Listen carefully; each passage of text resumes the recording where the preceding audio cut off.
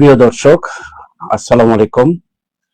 চিল টিভির প্রতিদিনের সকালের অনুষ্ঠান সংবাদ শিরোনাম দেখার সাদর আমন্ত্রণ জানাচ্ছি। আমি মাহবুবুল আলম মিলন। সংবাদ বিশ্লেষণে আজকে থাকছেন অতিথি হিসাবে রিনা কর্মকার, রোটারিয়ান রিনা কর্মকার, শিক্ষাবিদ ও সহসভাপতি বাংলাদেশ মহিলা পরিষদ। রিনা কর্মকার, আপনাকে স্বাগত জানাচ্ছি। ধন্যবাদ আপনাকে। বেশ কিছুদিন পরে আপনাকে আমরা পেলাম, মাঝখানে একটু অনেক গ্যাপ হয়েছে। আপনার সুন্দর বিশ্লেষণ পাঠক মুগ্ধ আছে। ধন্যবাদ, কৃতজ্ঞতা প্রকাশ করছি। প্রিয় দর্শক, প্রতিদিনের নয় আজকেও আমাদের সিল টিভি স্টুডিওতে 3টি পত্রিকা এসছে। জাতীয় পত্রিকা আমাদের সময়, সিলেটের স্থানীয় দৈনিক, সিলেটের ডাক এবং জালালাবাদ। আপনারা জানেন যে প্রতিদিনই আমরা 3টা পত্রিকা নিয়ে, একটি জাতীয় পত্রিকা এবং 2টি স্থানীয় পত্রিকা নিয়ে খুব গুরুত্বপূর্ণ খবরগুলো নিয়ে বিশ্লেষণ করা হয় এবং সব খবর আমরা পড়ে থাকি। আজকেও সেমনি আমরা পড়বো ইনশাল্লাহ। অনুষ্ঠানটি পরিকল্পনায় আছেন শেখ নুরুল ইসলাম। আর আজকে যার সৌজন্যে অনুষ্ঠানটি সম্প্রচারিত হচ্ছে, অটিস্টিক শিশুদের একটি প্রশিক্ষণ কেন্দ্র নয়া সড়ক, স্কুল অফ জয় নয়া সড়কের অবস্থিত।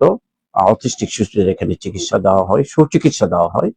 আপনাদের যাদের ঘরে এরকম কোন অটিস্টিক শিশু আছে, সিল টিভির সাথে যোগাযোগ করতে পারেন, আমরা তাদের সাথে যোগাযোগ করে দেবো। তাদের প্রতি কৃতজ্ঞতা জানিয়ে অনুষ্ঠান শুরু করছি। প্রথমে হাতে নিচ্ছে জাতীয় পত্রিকা আমাদের সময় পড়ার আগেই আজকে দিন তারিখটি জানিয়ে দিই, তারপর আমরা খবরে আসবো। আজ রোববার 7 জুন 2026, 24 জ্যৈষ্ঠ 1433 বঙ্গাব্দ, 20 জিলহজ 1447 হিজরি। আমাদের সময়ে প্রথম যে খবরটা পড়ে শোনাচ্ছি, এটা আমাদের দেশের সাথে ভারতের একটি খবর নিয়ে খবরটি পরিবেশন করেছে। সীমান্তে বিজিবি বিএসএফ এর মুখোমুখি, উচ্চ সতর্কতা। পুশিনের অপচেষ্টা ভারতের, সমাধান হবে কূটনৈতিকভাবে, মেজর অবসরপ্রাপ্ত এমদাদুল ইসলাম। যৌথ কমিটি গঠনের সিদ্ধান্ত, বাংলাদেশ তুরস্ক কৌশলগত অংশীদারিত্বে। এটা আন্তর্জাতিক খবরও বলা যায়। তারপর আমাদের দেশের সাথে অন্য দেশের নতুন করে অস্ত্র কিনা ইত্যাদি নিয়েও আমাদের অন্য দেশের অন্যান্য আরো খবর, টোটালি দেশের খবরই আসছে। সরকারি সংসদীয় দলের সভা, সংসদ সদস্যদের প্রশ্নবাণে মন্ত্রীরা। 14 জুন বৃক্ষরোপণ কর্মসূচি উদ্বোধন করবেন প্রধানমন্ত্রী। এমপিদের এলাকায় কাজ করার জন্য নির্দেশ প্রধানমন্ত্রীর। আরো খবর, আজ বসছে নতুন সরকারের প্রথম বাজেট অধিবেশন। ত্রয়োদশ জাতীয় সংসদের দ্বিতীয় বাজেট অধিবেশন বসছে আজ রোববার। বেড়েই চলছে সুদের বোঝা, অর্থ বছর 2026-27। একটু খবরের দিক তুলে ধরা হয়েছে এখানে।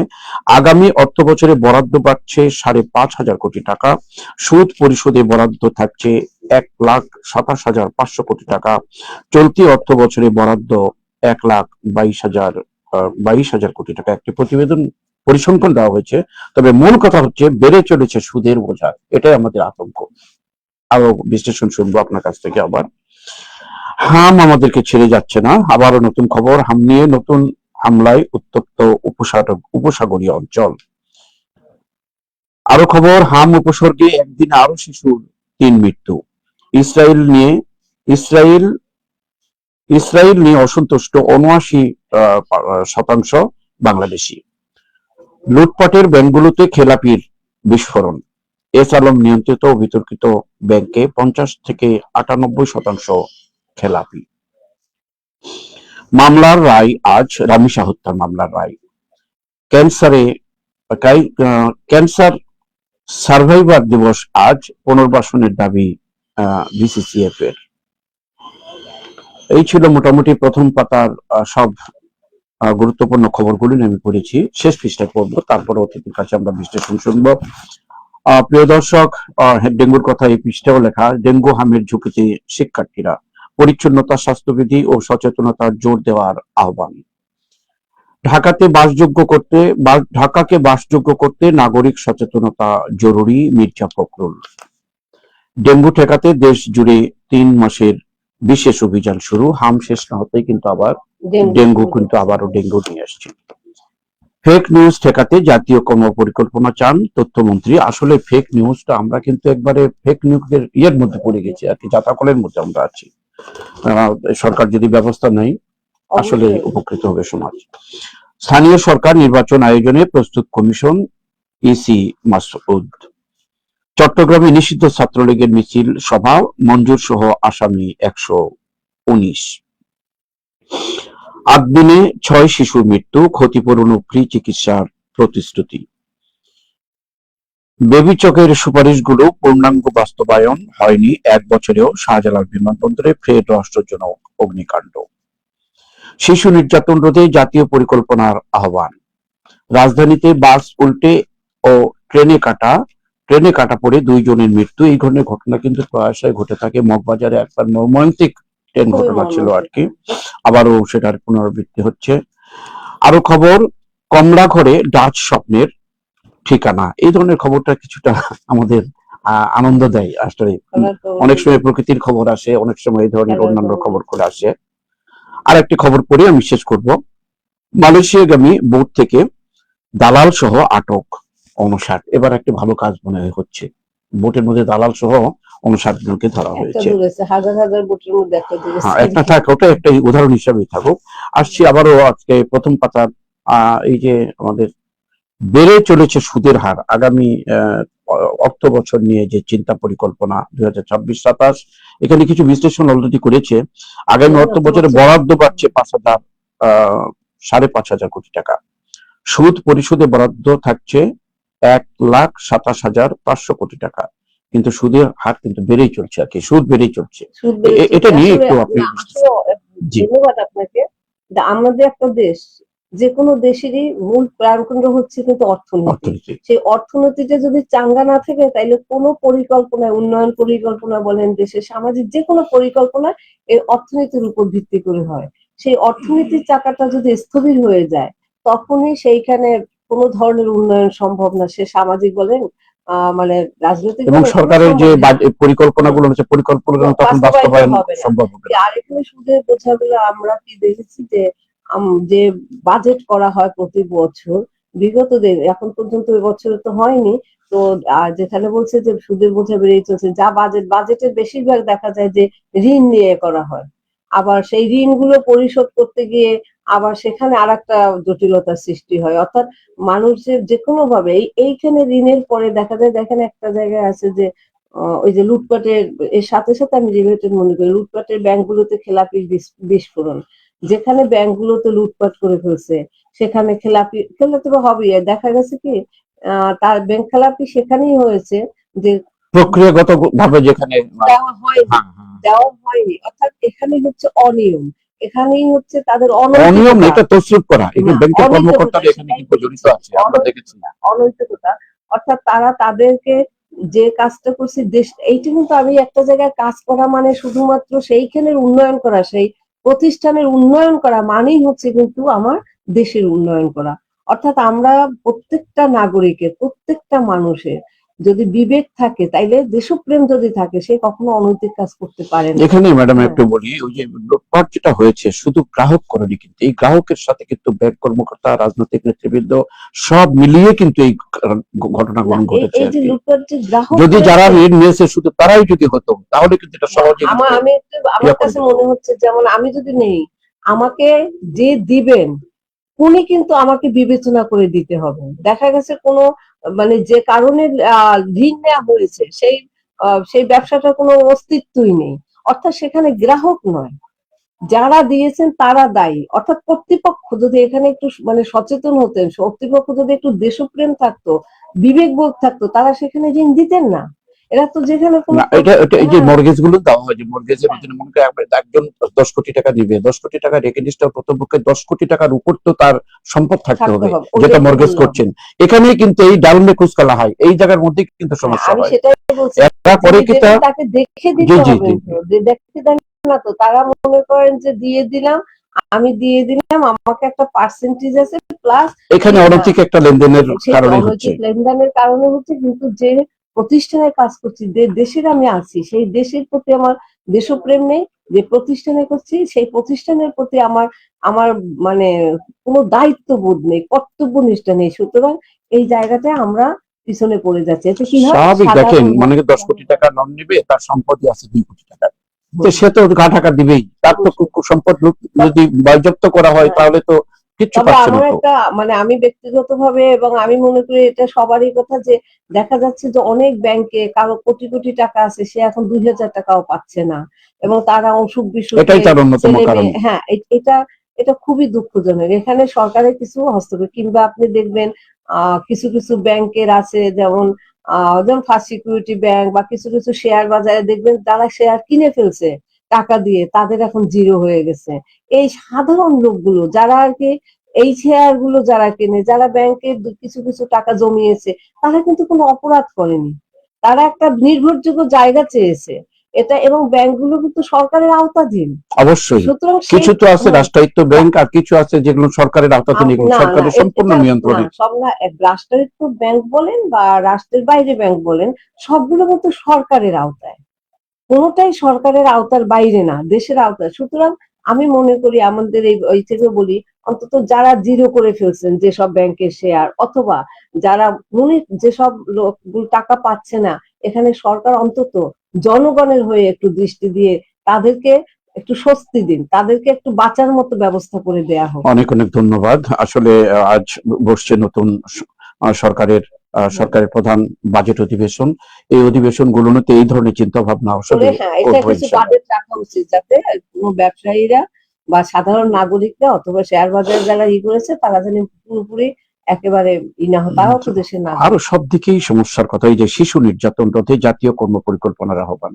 জাতীয় পরিকল্পনা করে শিশু নির্যাতন বন্ধ হবে না না, আইন শৃঙ্খলাকে সেখানে এখন নিয়ে দেখেন যেতে এই হবে? যে আজকে বলা হচ্ছে যে শিশু নির্যাতন রোধে জাতীয় পরিকল্পনার আহ্বান জানিয়েছে, জাতীয় পরিকল্পনা কোন পর্যায়ে এসে পড়ছে আমরা প্রতিদিনে এখন দেখেন পত্রিকায় যা দেখা যায়, তার আগে আমরা কিন্তু সোশ্যাল মিডিয়ায় যেটা দেখতে পাই, যে ফেসবুকে বিশেষ করে এত বেশি হচ্ছে, সেখানে আপনার একটা মানে এখন মেয়েদের চেয়ে ছেলেরাও নিরাপদ না, শিশুরাও নিরাপদ না, সে ছেলে সেটাই শিশু সেটাই আমরা দেখতেছি। হ্যাঁ, এবং তারা বয়স্ক নিরাপদ না, বয়স্করাও তারা করতেছে, মানে মানুষের মেন্টালিটিটা পাগলা একটা কুকুরের মতো হয়ে গেছে। সামাজিক অবক্ষয় এখন হ্যাঁ, নিম্ন দোরগোড়ায় চলে আসছে এখন অবক্ষয়। এইখানে শুধুমাত্র সরকার যেমন কঠোর হতে হবে, ওই যে রামিসা হত্যা দেখেন অত্যন্ত দুঃখজনক।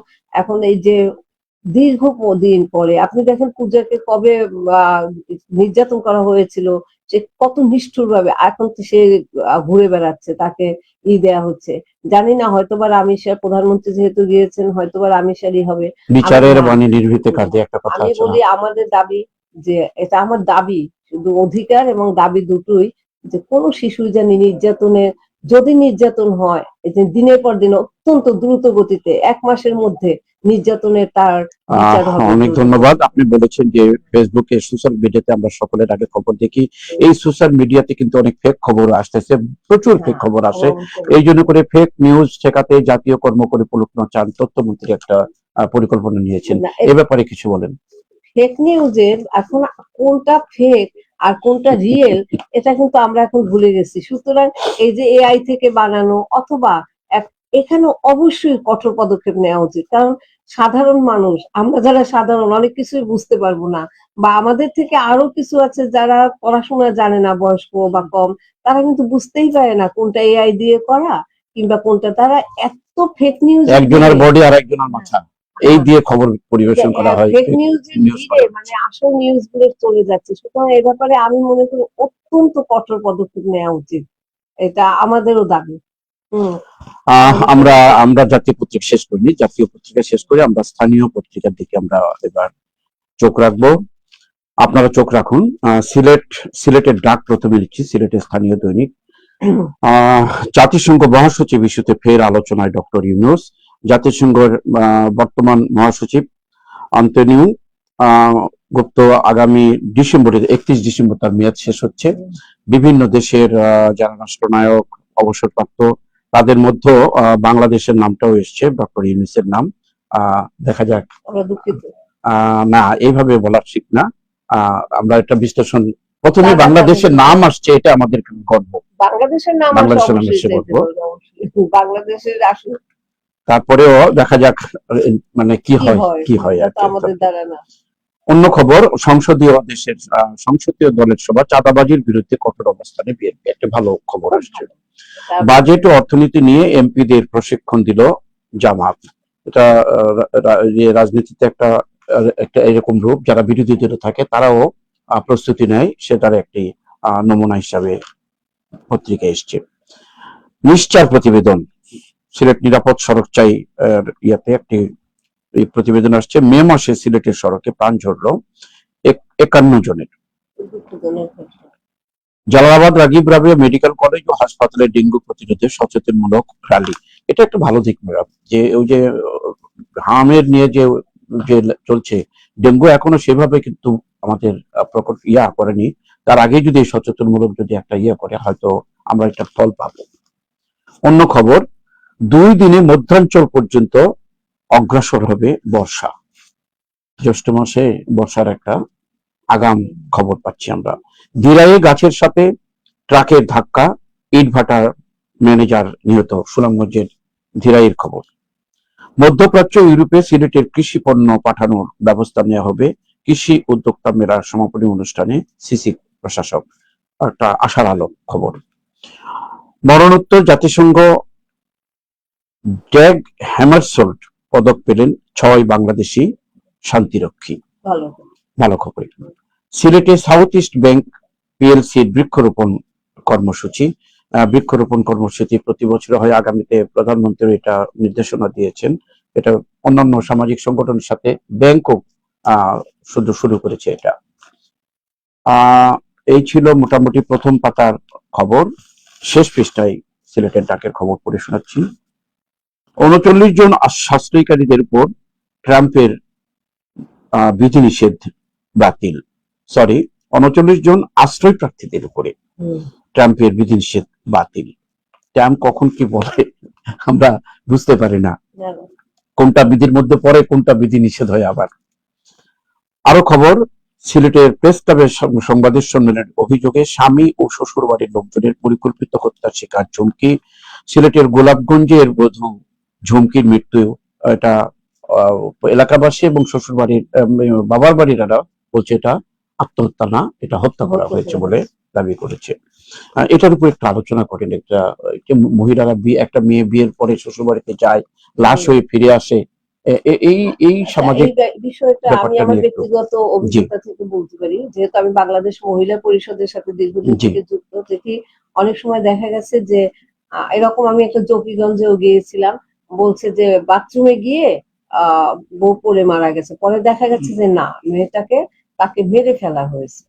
এই যে মানে মেরে ফেলা, কিংবা এই সিলেট শহরেই আমি একটা জায়গায় গেছি, দেখা গেছে যে আগের বউকেও মেরে ফেলছে, পরের বউকেও মেরে ফেলছে। যখন আমরা একটু তদন্ত করলাম আমরা মহিলা পরিষদ থেকে, দেখা গেল সেখানে আসলে তার নামে জীবন বীমা করা ছিল। এই যে জীবন বীমা এবং মানে বেশ টাকার জীবন বীমা করার প্রেক্ষিতে আগের বউ এত অমানবিক, পরের বউকে মেরেছে। কিন্তু এটা পরে কি তদন্ত হয়, পুলিশি তদন্ত হয়, সেটা তো আর আমাদের হাতে নেই। কিন্তু আমরা যারা নারীদের জন্য কাজ করি, নারী নির্যাতনের প্রতিরোধে কাজ করি, তারা এই বলে দেখেছে আসলে যারা প্রত্যেকটা, আমি যে ঘরেই বউ হয়ে যাক, কিন্তু তারও কিন্তু মেয়ে আছে, তার মেয়েও কিন্তু অন্য ঘরে। একটা সুন্দর উপযুক্ত একটা মেসেজ বলা যায়। হ্যাঁ, মেসেজ অবশ্যই। কারণ কি, আমি দেখি যে আমরা মনে করি যে একটা বউ কিন্তু একটা মেয়ের থেকেও বেশি কাছে থাকে, যেহেতু আমাদের এই সমাজে ছেলের কাছেই আমাদের মা বাবারা থাকে এবং ছেলের কাছেই থাকেন, মেয়েদের বিয়ে দেওয়া হয়, তখন এই বউ কিন্তু মেয়ের জায়গাটা পূরণ করে এবং মানে যখন সে বুড়ো হয়ে যান এই বউয়ের কাছেই থাকেন। এবং কতই না মধুর এই সম্পর্কটা, যখনই সুন্দর থাকে। একটা বউ কিন্তু তার শ্বশুর শাশুড়ির মা বাবাই ডাকে। আমি ব্যক্তিগত ভাবে আমি যখন মা বাবা ডাকে, আমি কিন্তু কখনোই শ্বশুর শাশুড়িকে শ্বশুর শাশুড়ি হিসেবে দেখি না। আমি বলছি আপনার আমার মেয়েকে দেখতে হবে, আমি আপনাকে বাবা ডাকছি, তা আপনি আমাকে মেয়ে হিসেবে দেখবেন, এখানে কোনো দোষ নেই। এইভাবে মেন্টালিটিটা, এটা আমি জাস্ট উদাহরণ দিচ্ছি। অর্থাৎ সেইখানে যে কারণেই হোক, যৌতুক হোক, যে কারণেই হোক, কোনোদিন মানে এই নির্যাতনটা এত বেশি বেড়ে গেছে, করা উচিত না। এবং এখানে সঠিক মানে তদন্তপূর্বক বিচার। আরেকটা কথা, ওই যে আত্মহত্যা না, তারপর হচ্ছে যে বলা হয়েছে যে হত্যা, এই যে আত্মহত্যাটাও কিন্তু হত্যার একটা অংশ। কারণ এমন ভাবে টর্চারিং হয়, আত্মহত্যা করতে সে বাধ্য হয়, এটাও কিন্তু একটা হত্যা। এটা কিন্তু একটা হত্যা। আমরা সামাজিক বন্ধনটা এই আশা করি এই খবরগুলোর মধ্য দিয়ে যেন আমাদের সমাজ একটু সজাগ থাকে, সামাজিক বন্ধনটা আরো দৃঢ় হোক, এই প্রত্যাশা রইল। অন্যান্য খবর, Chandipur rear admiral M A খান চত্বর নামকরণের সাইনবোর্ড স্থাপন, যেটা আব্দুস সামাদ আজাদ নামে এতদিন ছিল, এটাকে রাজনৈতিক পরিবর্তন এটা সবসময় হয়ে থাকে। তারপরও যার অবদান যতটুকু সেটা রাজনৈতিক নেতারা করবেন বুঝে শুনে, এই প্রত্যাশা। পাঠানটুলায় কিশোর গ্যাং সদস্য গ্রেপ্তার। জামাত জোট ছাড়ছে বাংলাদেশ খেলাফত আন্দোলন। গত নির্বাচনের আগে তারা সুন্দর জোট ছিল, এই জোটটা এখন ভেঙে যাচ্ছে। আরো খবর, রূপগঞ্জে এনসিপির অনুষ্ঠান শুরুর আগে হামলা ও মঞ্চ ভাঙচুর, আহত 10। নর্থ ইস্ট মেডিকেল কলেজ হাসপাতালে ডেঙ্গু বিষয়ক সচেতনতার র্যালি, এটা অন্য খবরে আমরা পড়েছি। গোয়েনঘাটের চাউরতল চা বাগানে এক ব্যক্তি খুনের খবর আবার একটি। নগরীতে কিশোর নির্যাতনে অভিযোগ, 2 জন আটক। আইনজীবী আলতাফ হোসেনের ইন্তেকাল, এটা স্বাভাবিক ইন্তেকাল, এটা ইন্না লিল্লাহি ওয়া ইন্না ইলাইহি রাজিউন। ডেঙ্গু প্রতিরোধে উইমেন্স মেডিকেল কলেজ হাসপাতালের সচেতনমূলক র্যালি, সব মিলিয়েই বিভিন্ন খবর দিয়ে ইয়ে করা হয়েছে আর কি। এখানে মৃত্যু সংবাদও আছে। প্রথম পাতায় দেখুন, আমাদের এখানে একটা ভালো খবর, এটা আমাদের দেশের জন্য ভালো যে জাতিসংঘ মহাসচিব, আমরা চাই যে আমাদের দেশের নামটা আসুক এবং যোগ্য একজন ব্যক্তিকে যদি মহাসচিব করা হয় আমরা আসলেই খুশি এবং আমরা বাংলাদেশ গর্ব করতে পারবো, এটা আমরা চাই। এটা কিন্তু সত্যি। এটা নিয়ে দেখা যায়, এটা যেহেতু এখনো ভবিষ্যৎবাণী আমরা করতে পারি না, তবে বাংলাদেশের নামটা সেখানে থাকলে আমাদেরই গর্ব, সেটা আর কি।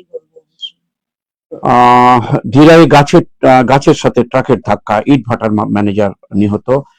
এই সংবাদগুলো নিয়ে কি আপনার একটা সচেতনামূলক কোনো কিছু ইয়ে দিতে পারেন কিনা? এটা হচ্ছে যারা লাইসেন্স দেওয়া হয়, যারা গাড়ি চালকদের, তাদেরকে সঠিকভাবে দেওয়া হয় কিনা, এবং গাড়ি চালকের পরে আমরা দেখি যে তারা মানে মদ খেয়ে অনেক সময় করে গাড়ি চালায়, সেই ব্যাপারে একটু কঠোর পদক্ষেপ নিলে এবং তাদেরকে সঠিকভাবে তাদের দেয়া হচ্ছে কিনা, লাইসেন্সটা দেয়া হচ্ছে কিনা, ড্রাইভার সত্যিকার ড্রাইভার কিনা, হেল্পারে চালাচ্ছে কিনা, হ্যাঁ, এটা যদি ভালো মতো কর্তৃপক্ষ দেখে এবং প্রচলিত বিচার হয়, তাইলে মনে হয় এই ধরনের দুর্ঘটনা। এবং দেখেন, নিরাপদ সরঞ্জাম যে সংগঠনটি, এই সংগঠনটি একটা প্রতিবেদন করেছে তাদের, যে এই সিলেটে এই মে মাসে শুধু 51 জনের প্রাণ জন্য। এটা এটার বাইরেও কিন্তু আরো কিন্তু আছে, সব খবর আসে না, কতদিন কত খবর আসে কাগজের পাতা ভরে।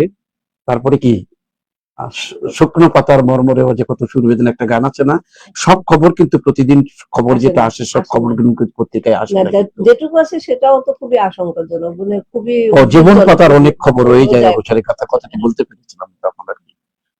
এটা ঠিকই আছে। দেখেন, এটা অবশ্য আমাদের দেশে সড়ক নিয়ে প্রায় প্রতিবেদন করা হয়, কিন্তু উন্নতি হচ্ছে না দিনের পর দিন।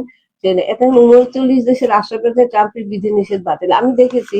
হ্যাঁ, অনেকে অনেক কথা বলে, কিন্তু আমি এক্ষেত্রে কিন্তু দেখেছি তারা একটা দেশে গিয়ে বিভিন্ন ধরনের খারাপ কাজগুলো করে, তাদেরকে দেশের স্বার্থে সে যদি বের করে দেয় এটা খারাপ না, আমি এটাকে সমর্থন করি।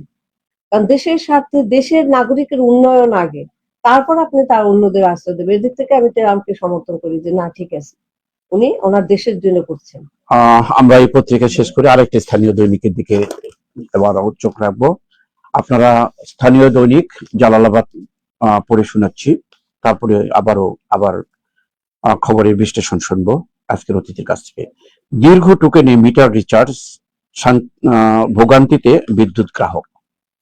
দীর্ঘ টোকেনে মিটার রিচার্জ, ভোগান্তিতে বিদ্যুৎ গ্রাহক। এর মধ্যে বিদ্যুতের দামও কিন্তু আবার বাড়ছে, আবার এই যে মিটারের যে রিচার্জ, এগুলো নিয়ে কিন্তু আবার ভোগান্তি, তার জন্য একটা খবর এসছে। দেশে বৃষ্টি ঝরানো মৌসুমী বায়ুর প্রবেশ। আসলে আমরা তো সাধারণত জানি বৈশাখ জ্যৈষ্ঠ হচ্ছে গ্রীষ্মকাল, আষাঢ় শ্রাবণ মানে না তেমন ঝড়ো ঝড়ো ঝড়ো ঝড়ো হয়েছে, কিন্তু বর্ষাকাল সেটা না হয়ে এবার কিন্তু আগাম একটা ইয়ে পাওয়া যাচ্ছে যে জ্যৈষ্ঠতেই বৃষ্টির সম্ভাবনা। নতুন সরকারের প্রথম বাজেট অধিবেশন আজ শুরু, অসীম প্রত্যাশা, সীমাহীন চ্যালেঞ্জ। লালকালিয়ে লেখা খবরটি। সিলেটে 5 মাসে সড়কে নিহত 149, এখানে 5 মাসের খবর আসছে, আর জাতীয় পত্রিকায় 1 মাসেই 51 জন। এবার হেমোরেজিক ডেঙ্গুর প্রকোপের আশঙ্কা, নতুন করে ডেঙ্গুর আরেকটি নতুন নামকরণ হেমোরেজিক। সিলেটে হামে মৃত্যু বেড়ে 65, বাড়ছে, কিছুদিন আগে 50 আমরা পেয়েছিলাম। তুরস্কে পররাষ্ট্রমন্ত্রীর সাথে বিরোধী দলীয় নেতার বৈঠক। তুরস্কের একটা সম্পর্ক বাংলাদেশের নতুন করে আবারও মন নিয়েছে। পুশিন ঠেকাতে বিজিবি এলাকাবাসী একটা গভীর রাতে গোয়েন্দাঘাট সীমান্তে মাইকিং। মূল্যস্ফীতির চাপে পিষ্ট মধ্যবিত্ত করমুক্ত আয়ের সীমা বাড়ানোর পরামর্শ। ধীরায়ে সড়ক দুর্ঘটনায় যুবক নিহত। স্কুল কলেজ খুলছে আজ, দীর্ঘ ছুটির পরে আজকে সরকারি বেসরকারি সব স্কুলগুলো খোলা হচ্ছে, শিক্ষা প্রতিষ্ঠান। সিলেটে মৎস্য অধিদপ্তর মহাপরিচালক, মাছ ধরা বন্ধের সময়ে মৎস্যজীবীদের জন্য ভিজিএফ কর্মসূচি চালু হচ্ছে। অত্যন্ত মানবিক এটা আসলে, যে মাছ ধরা বন্ধ হবে, তারা খাবে কি? তখন প্রতি বছর হয় আর কি। আরো খবর, মরণোত্তর জাতিসংঘ পদকে ভূষিত বাংলাদেশি 6 শান্তিরক্ষী। এটা অন্য জাতীয় পত্রিকায় এসছে খবরটা। এটা দেশের জন্য একটা ভালো খবর। যদিও মরণোত্তর হলো, তো তাদেরকে তো স্বীকৃতি দেওয়া হলো, তাদের পরিবারটা অন্তত পক্ষে কিছু পাবে সেখানে। জালালাবাদের শেষ পৃষ্ঠার খবরটা পড়ে শোনাচ্ছি। শেষ পৃষ্ঠায় লাল কালিয়ে লেখা প্রথম সংবাদটি, যেটি পড়ে শোনাচ্ছি। শ্রমবাজার বাণিজ্য কৌশলগত অংশদারিত্বে নতুন দিগন্তের প্রত্যাশা। মালয়েশিয়ার প্রধানমন্ত্রীর প্রথম রাষ্ট্রীয় সফর। দেখা যাক এই সফরে আমাদের কি অর্জন হয়। হ্যাঁ, সুন্দর কথা বলছেন। 4,500-এর বেশি অবৈধ ভারতীয় ফেরত পাঠালো যুক্তরাষ্ট্র। যুক্তরাষ্ট্র থেকে এবার ভারতীয় অবৈধ ফেরত পাঠানো হলো। রামিসা হত্যার মামলার রায় আজ, জাতীয় পত্রিকায় এসেছে খবরটি। সিলেটের মানুষকে ব্যবসা বাণিজ্যে এগিয়ে নিতে উদ্যোগ নেওয়া হচ্ছে। সিলেট কৃষি উদ্যোক্তা মেলার সমাপনী অনুষ্ঠানে সিসি প্রশাসক। দেশে ক্যান্সারের বছরে মৃত্যু 1,16,000। যার হাই ক্যান্সার আর কোনো নাই স্যার, এইরকম তার নাই আনসার। হ্যাঁ, সুন্দর কথা, আরো চন্দ্র মিলিয়ে বলেছেন। কিন্তু এখন আছে, এখন কিন্তু অনেক চিকিৎসা হচ্ছে, তারপরও যে মৃত্যুর হার কিন্তু অনেক বেশি।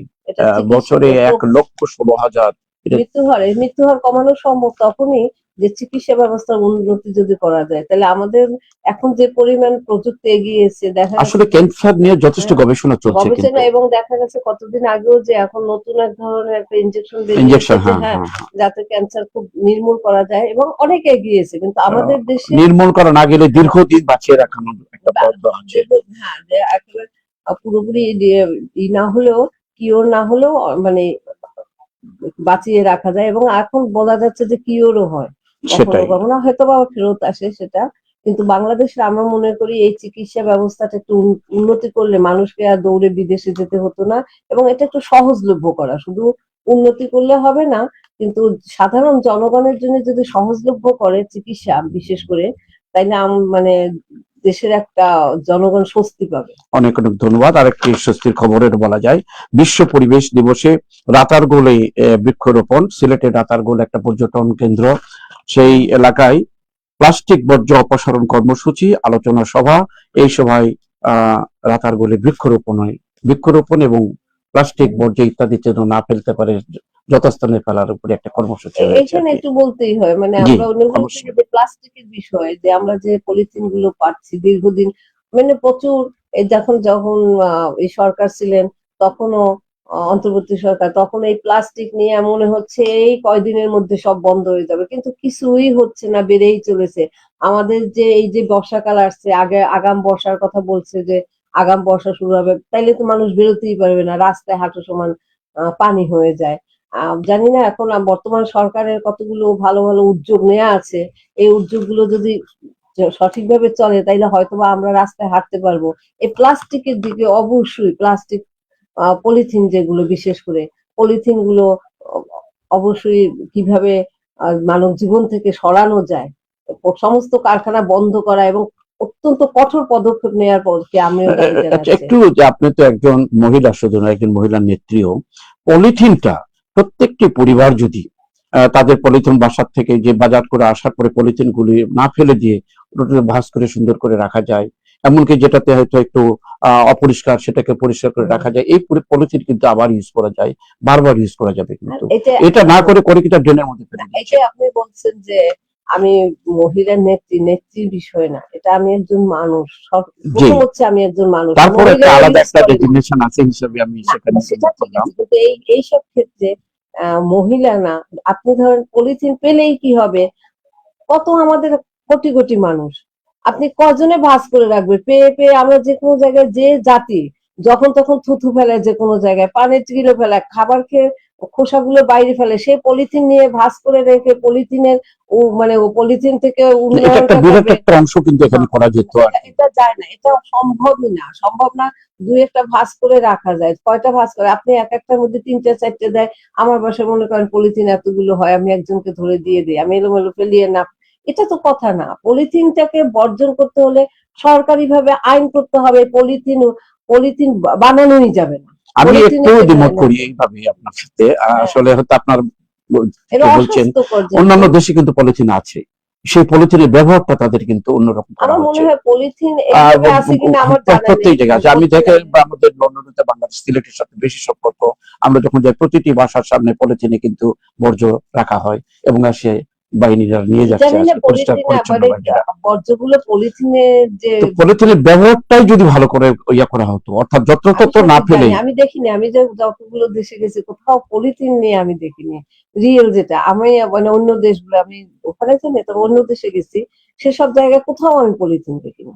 না, তারপরেও কিন্তু আমি পলিথিনের পলিথিন ব্যবহার দেখিনি। বিভিন্ন দেশেই আছে, কিন্তু আমি মনে করি যে থাকতে পারে। পলিথিনের ব্যবহারটাকে যদি আমরা যদি ফেলে না দিয়ে এটাকে সংরক্ষণ করা বা এটা সংরক্ষণ করা সম্ভব না। একজন টোকাই নিয়ে নেবে। হাজার হাজার মানুষ রাস্তায় থাকে, তারা পলিথিন নিয়ে একেবারে বাসায়, তার বাসাই তো নেই।